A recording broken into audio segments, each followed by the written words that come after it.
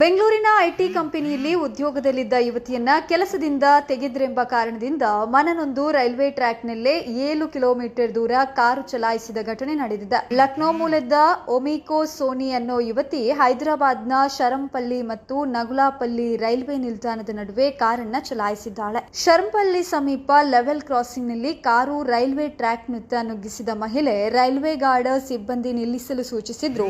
ನಿಲ್ಲಿಸದೆ ಏಕಾಏಕಿ railway ಟ್ರ್ಯಾಕ್ನಲ್ಲೇ car ಚಲಾಯಿಸಿದ್ದಾಳೆ. ಸುಮಾರು 7 kilometre ದೂರ ಹಳಿಗಳ ಮೇಲೆ ಕಾರು ಓಡಿಸಿದ ಬಳಿಕ ರೈಲ್ವೆ ಪೊಲೀಸರು ಸೇರಿ ಕಾರನ್ನ ತಡೆ ಹಿಡಿದಿದ್ದು ಬಳಿಕ ವಶಕ್ಕೆ ಪಡೆದುಕೊಂಡಿದ್ದಾರೆ. ಕೃತ್ಯದಿಂದಾಗಿ ಹಲವು ಪ್ರಯಾಣಿಕ ಹಾಗೂ ಸರಕು ರೈಲುಗಳ ಸಂಚಾರಕ್ಕೆ ಗಂಟೆಗಳ ಕಾಲ ವಿಳಂಬವಾಯಿತು. ಯುವತಿಯನ್ನ ವೈದ್ಯಕೀಯ ಪರೀಕ್ಷೆಗೆ ಒಳಪಡಿಸಿದಾಗ ಕೆಲಸದಿಂದ ತೆಗೆದ ನಂತರ ಮಹಿಳೆ ಖಿನ್ನತೆಗೆ ಒಳಗಾಗಿದ್ದು ಅದರಿಂದಲೇ ಕೃತ್ಯ ಎಸಗಿರುವುದಾಗಿ ತಿಳಿದು ಬಂದಿದೆ.